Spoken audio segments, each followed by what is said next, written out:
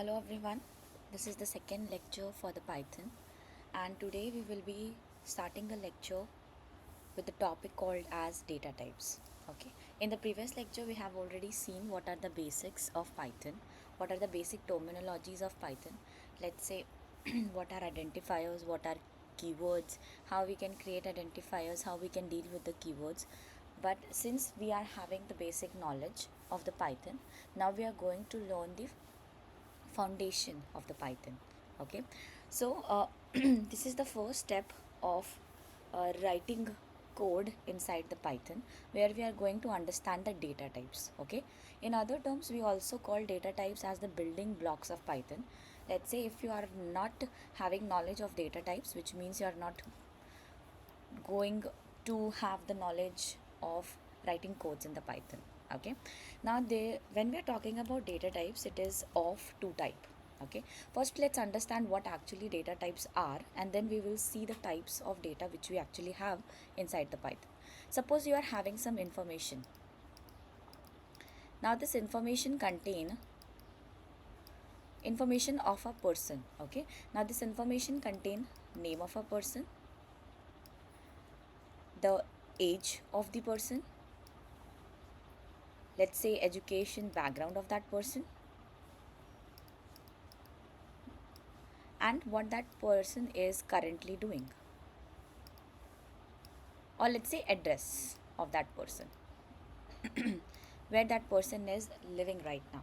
Okay, so since you guys also know the one thing that we have information, some valuable information out of the let's say data, right?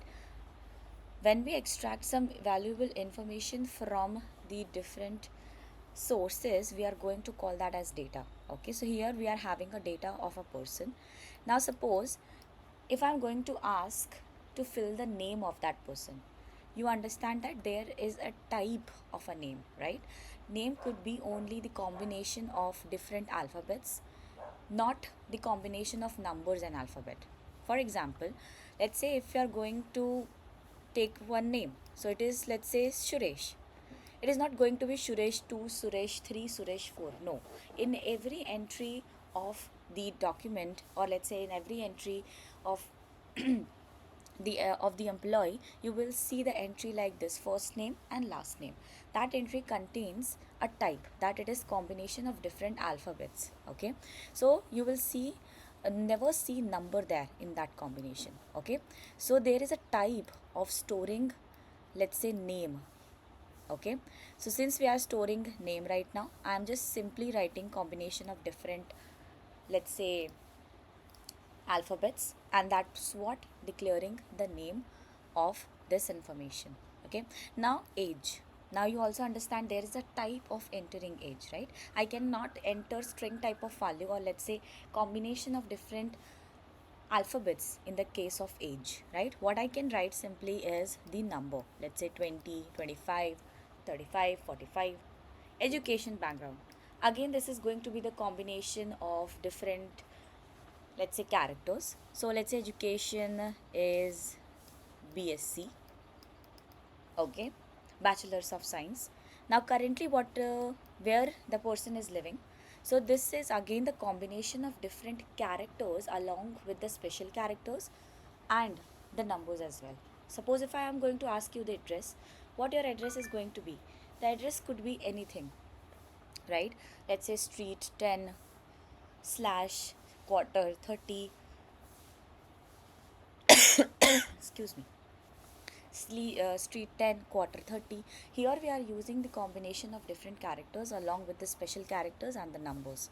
Okay, so you guys can see if I'm storing or try to store the information, every entry is carrying some certain type of data.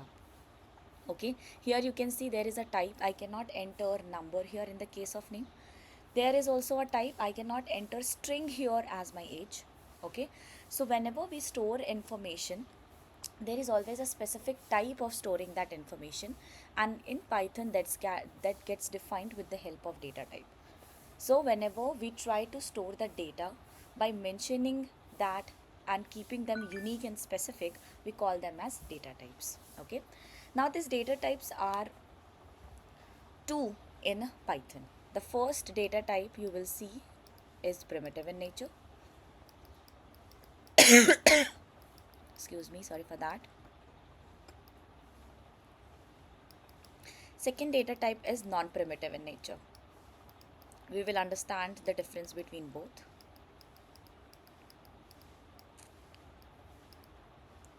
When I'm saying something is primitive in nature, which means it is homogeneous. Okay, let's understand the difference between primitive and non-primitive. Let's say I'm talking about primitive data type. If something is primitive in nature, we are going to store one value in one identifier.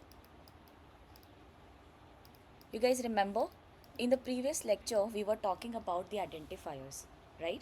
We have set in some rules for the identifier where we were declaring words of our own choice and we were assigning meaning to it, right? So primitive data type says that your identifier can store only one value at a time, and in other terms we say that no collection of data, one identifier, one value. Okay, and it is homogeneous in nature as well.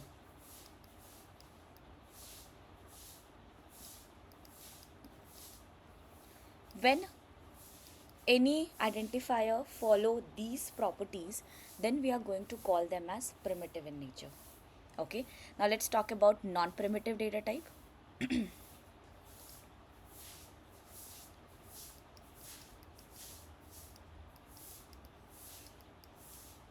when when any identifier or any data type is non-primitive in nature, we say that it can carry collection of different values. Let's say one variable or one identifier can have multiple values, or in other term you can say that collection of different values. Okay, so here collection is allowed and it is non-homogeneous in nature. What all we have written here for the primitive, we are going to translate that for the non-primitive. Whatever is there in primitive, it was following no connection, it was homogeneous in nature. Just opposite is that here in the case of non-primitive. Non-primitive says that it is going to be the collection of data.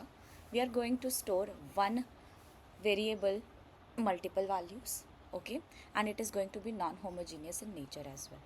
Okay, now since we understood the difference between primitive and non-primitive, let's see what all data types fall under the case, or let's say the type of primitive, and what all data types falls under non-primitive section. Okay, let me erase all of the drawings as of now. Okay, now we will be having discussion over primitive data type. Let's say what all data types here we are going to consider as primitive. Okay, in Python there are approx 10 to 12 data types. Okay, and each data type is unique from another and helps us to store some different type of information. Now since I'm saying something is primitive in nature, what all data types falls under this category? The first data type is integer. Int is the abbreviation of that. Second data type is string. Str is the abbreviation for that. We will see that, okay, one by one. Another one is the float point, or in different terms we also say floating point. Okay, we will also have discussion over it, what actually floating point is. The third one is boolean or bool data type. Okay, fourth one is complex numbers, the same complex number which you guys might have learned in mathematics. Okay, and the sixth one is none data type. Yes, we do have a data type called as none. Okay, now coming into the section of non-primitive, what all data types here are going to be considered as non-primitive in nature? So what is the funda of non-primitive? Non-primitive says that we can store one variable, multiple values, right? So we have list here as non-primitive data type. We have tuple here. We have sets and dictionaries. These all data types are very important. We will go through every data type one by one. We will understand what we can store, what is allowed to store in these data types. Okay, let's jump back into the Jupyter notebook and we will see one by one the we'll have discussion over one by one on each primitive data type first, and later we'll hop into the non-primitive one. Okay, so I'm just opening my Jupyter notebook. I hope you guys must have gotten familiar with the Jupyter notebook as of now. So, okay, let me reopen my Jupyter notebook right in front of your eyes. I'm launching it. Going to take time. What I told you, don't close the bash, okay? Just minimize it. Finding the sheet in which we were working, okay? Python day 1. Okay, we understood cells, keywords, identifiers, everything here. Now the topic for today is the data type.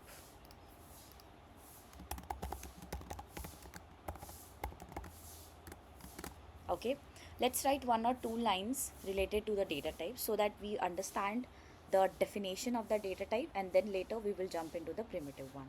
Okay.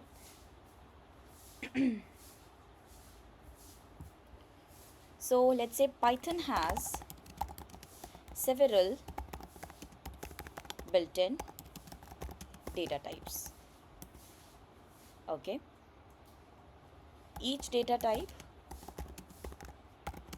has its own set of properties, methods and behavior.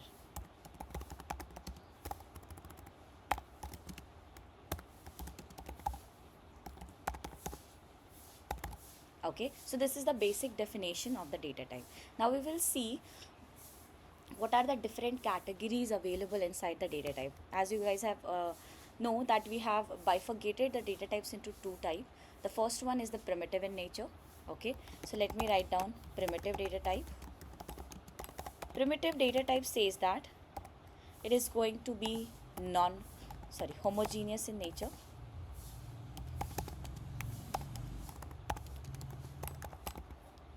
And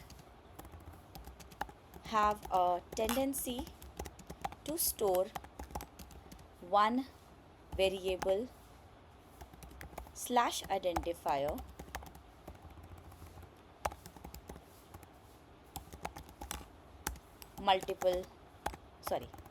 one variable, one value. Okay, this is primitive data type. What all data types falls under this category, we have already had discussion over this. Now let's talk about non-primitive one. Non-primitive says that it is non-homogeneous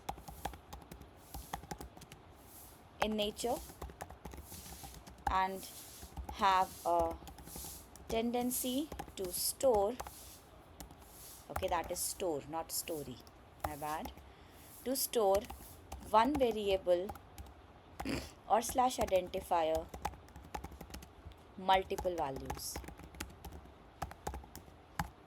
Okay, you guys also know what all data types falls under the category of non-primitive. Okay, before jumping into primitive data type and non-primitive data type, let me mark down this cell. I'm making this raw notebook. Okay, we will first talk about the primitive data type, and the first data type of primitive is integer. Okay, now guys, you have to understand this thing very carefully. First we will cover the primitive data type and later we will hop into the non-primitive one. Now since we are talking about integer, what is the definition of integer? Okay, so let me write it down. Int. Integer, or let's say int is the abbreviation.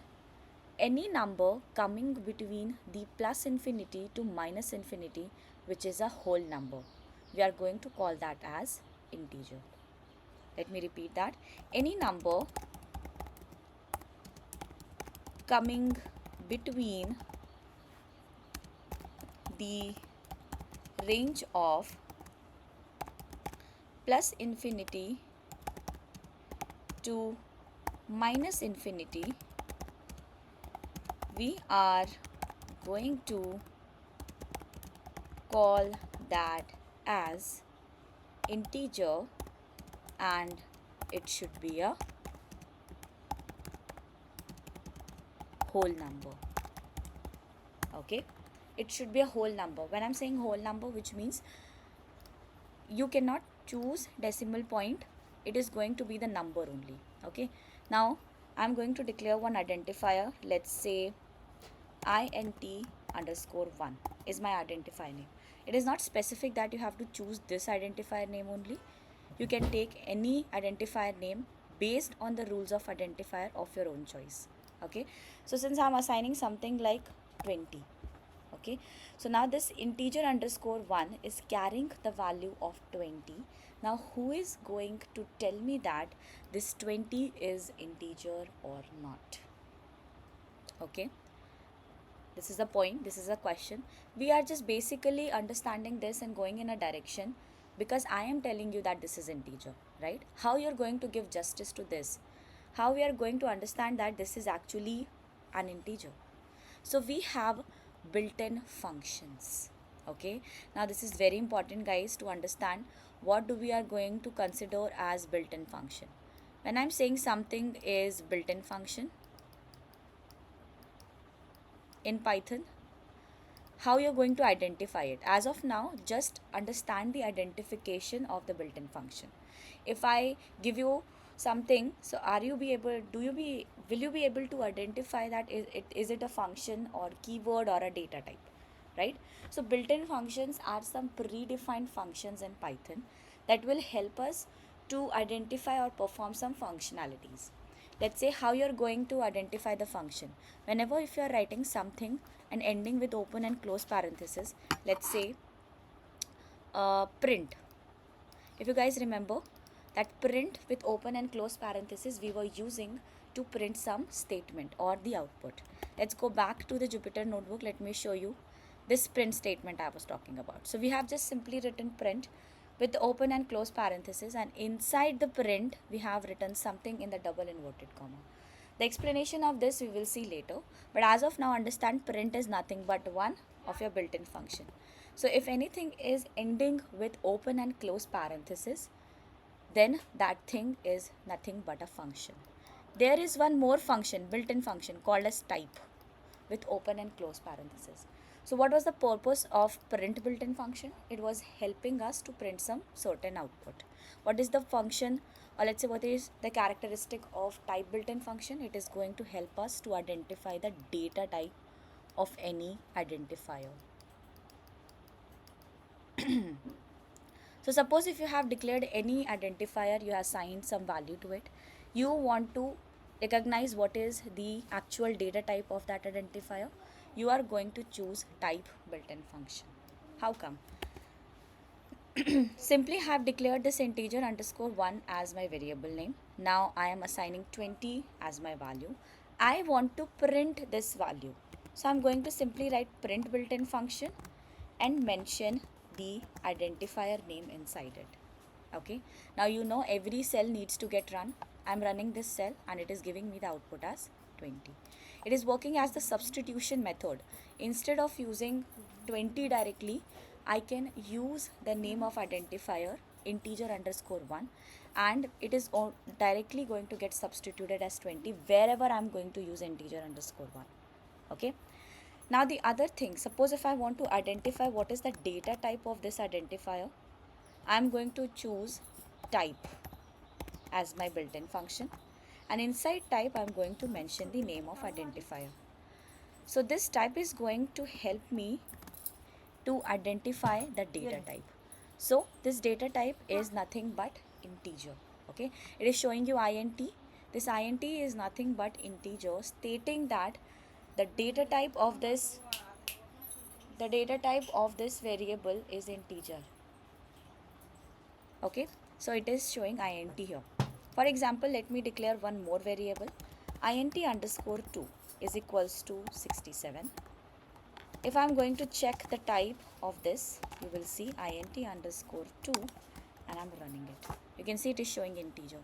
So there is also one difference. If you see, if I'm printing something, it is not showing me out underscore 2 or out 1, whatever here, right?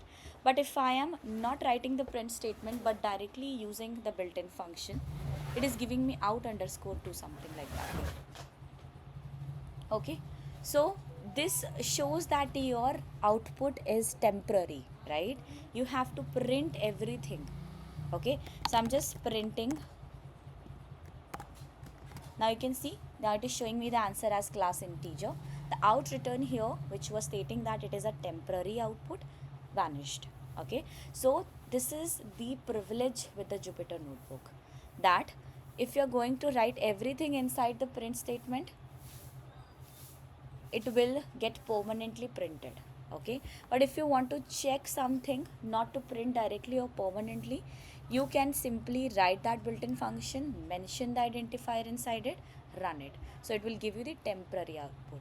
So we have a chance of printing something without even writing print statement, and we have a chance of printing something while writing the print statement. That will make this one as your permanent output and this one as your temporary one. Okay, also understand that what I told you, integer could be any whole number between plus infinity to minus infinity. Okay, so if you can see that it is in the minus direction, or let's say negative direction, again this is stating the answer as integer. Okay, so this is all about your integer. Now we are hopping into the second data type of primitive, which is float, or let's say floating point. So when I'm going to call any data type as the float data type is the number coming between the range of plus infinity to minus infinity, but that is not a whole number but a decimal number. 20.0, 20.1, 20.2, whenever you guys see the point or the decimal is being used, you are going to state that data type as the floating point or float data type. Okay, so the definition was very easy. You just need to replicate the same thing here. Previously it was not, it was a whole number. Here it is not going to be the whole number. Basic difference. Okay, so I'm just copy pasting the definition here as it is. It should be a decimal number. Okay, now let's see how my floating data point looks like. I am declaring one variable float underscore 2, mentioning minus 90.4. If I want to check the data type of this, I'm going to simply write float underscore 2, float underscore 2. Okay, you can see the data type is float. Again guys, I'm telling you, it is not necessary that you are going to choose the identifier name which I have declared. You can choose something of your own as well. Okay, so please be free for that particular thing.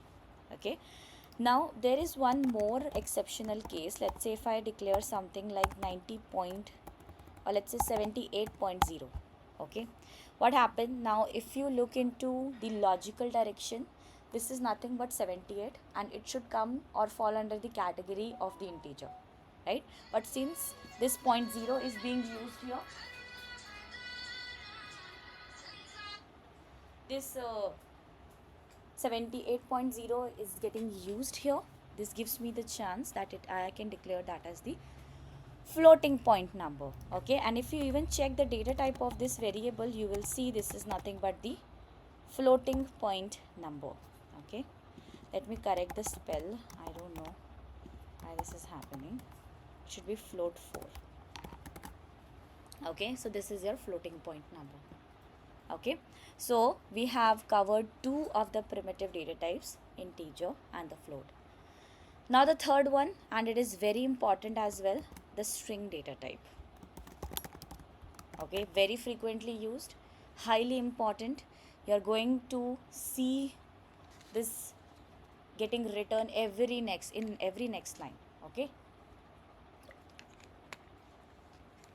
So since I'm saying something is a string, okay, what it means? Anything which I'm writing inside single or double inverted commas. Okay, let me write it down. Anything, any combination of character.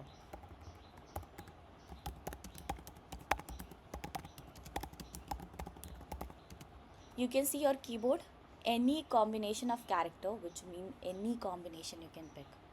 You can pick number, you can pick alphabets, whatever you want to. So any combination of character that we are going to declare inside single or double inverted commas are considered as strings. Okay, so if anything I am declaring inside single or double inverted comma is going to be considered as string. For example, let's say I am declaring str_1 as the identifier name, and hey, today is second day of Python. This is what I have written. You can see I am choosing double inverted commas. You can choose single inverted commas as well, completely your preference. Okay, now if you want to print, you are going to write str_1 directly. You can see it is printing the statement as it is. If you go in the day 1 of the lecture, what we have done, what is the data type of the hello world which we have written inside the print statement? Now you will identify that it is nothing but the string data type. Okay, now this is nothing but your string data type. Coming back to the point, we have declared string here. If you want, you can also write the same thing inside the print. By not storing them inside some identifier, you can directly declare them inside the print statement. Both are the ways, but we go with this way because this is more optimized. Because later sometime if I want to reuse this particular string, how I'm going to do that? I have to write this whole string again, right? So instead of doing that, why not to store this in some variable or identifier and reuse that identifier? That's what we are doing. Both are the same thing. So this is one condition of using string, and this is also one type of using string. Okay, if you check the data type of this string, simply write type of str_1. You will see it is showing me the data type as str, string. Okay, so this is your third data type. Let me tell you again one thing, that you can use any combination of character here. It could be special characters as well, it could be alphabet of both upper cases and lower cases, it could be decimal, floating point, anything. If you are declaring them inside the double inverted or single inverted, that is by default going to be considered as the string. Okay, now the fourth data point is bool data point, or in other terms we call this as boolean. Okay, so when some data type is boolean in nature, it is only going to give me answer in the format of either true or false. Okay, let me write it down. If something is in boolean format, the output will be either true or false. Now if you guys remember, true or false, what I told you, Python is case sensitive in nature, and whenever we are writing true or false, we have to be very specific that both should carry the capital alphabet in the first place. True with capital T and false with capital F. Okay, now when we are talking about boolean, there is one more thing which we need to remember, that boolean, which means this data type, I told you that true and false. One more thing we need to understand. Now from the technical point of view, you are going to understand true as 1, false as 0.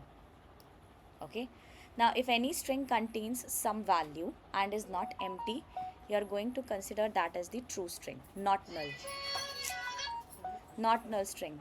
Okay, But here when you are having the false, which means if you are containing some values inside it, let me repeat that again.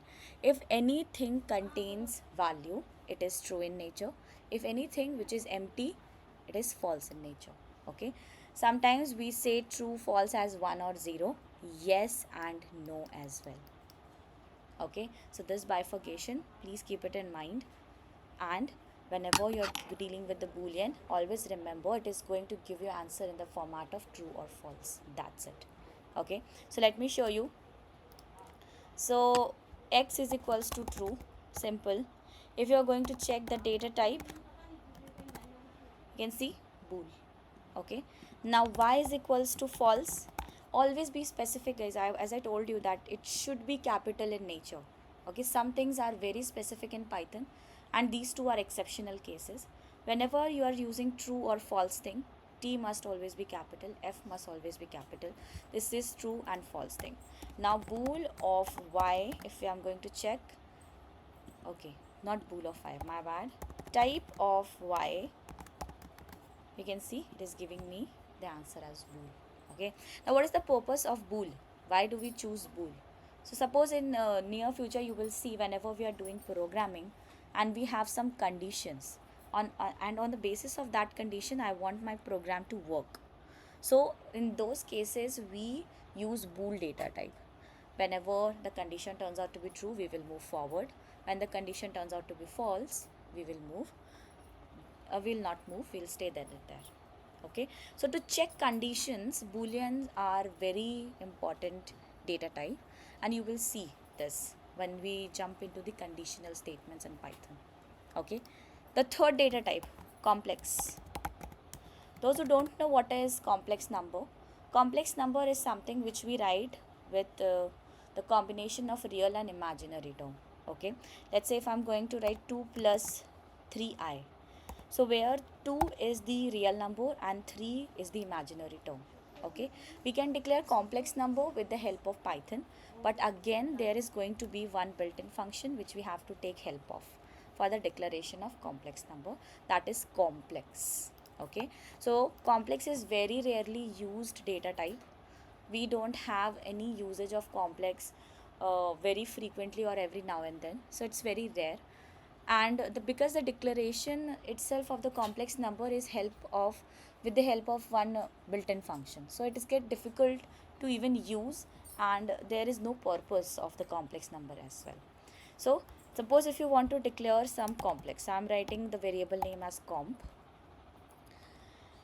and I am writing built-in function. As I told you, how you're going to identify that something is built-in function? It is ending with open and close parenthesis. You can see complex. First you have to mention the real term, let's say 2, and then you have to mention the imaginary term, that is 3. Now we are going to print COMP, that is nothing but your identifier. Running it, you can see what it is giving me the answer as 2 plus 3j. Okay. Sometimes the imaginary term changes. It could be I, it could be j as well, whatever the choice is. Okay. So 2 plus 3i, you can see if I want to declare the complex element here in Python, I have to go with this way, 2 plus 3j with the help of the complex number variable. Okay.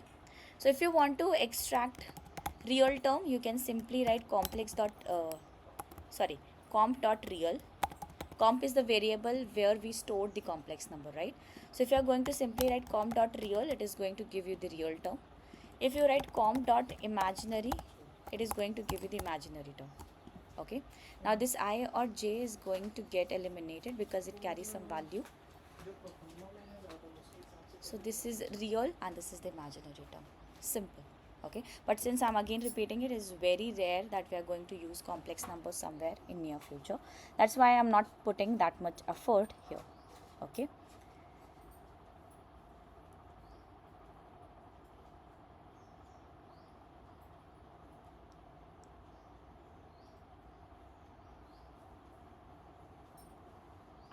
Okay.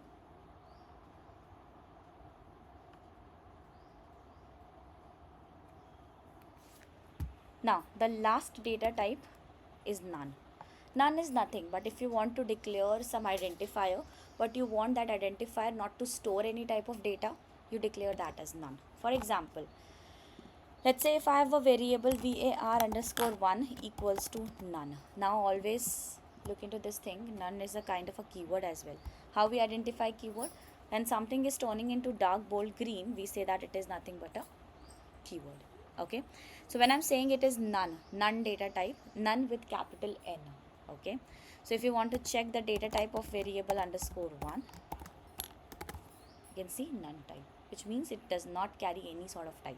We are just blocking one variable name so that we can use it in the near future. Okay, so this is all about your primitive data type, and in the next session we will see non-primitive data type. Okay, but before closing the session, let me give you the quick overview of what all built-in functions we have covered today and what is the purpose of those built-in functions. Let me delete all of the drawings. So built-in functions which we have covered today.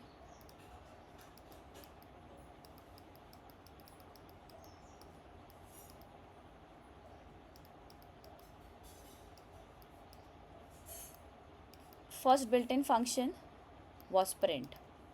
What print does? Whatever you're going to write inside the print, even if you give the variable name or you give directly the data type, it is going to give you the permanent output of that. Okay, so that is the purpose of the print built-in function. Now the second was type built-in function. What is the purpose of type built-in function? It helps us to identify the data type of some identifier or variable. If you are going to write the variable or identifier name inside the type, it is going to identify the data type for you. Okay, now we have seen the third one as complex. What is the complex data type? This helps you to create the complex number, and it helps you to create work with the complex numbers as well. Okay, so these three built-in functions we have covered along with the primitive data types. Okay, now in the next session we will be jumping into the non-primitive data type, and we will see every property, every method. You'll get introduced with one more terminology called as method. Okay, in upcoming lecture. So we will understand what methods are, how we can use methods along with the identifiers, keywords and built-in functions. Okay, so this is that all about your primitive data type. In upcoming lecture we'll be starting with the non-primitive one, and non-primitives are very important as well. Okay, so thanks for having me. Goodbye.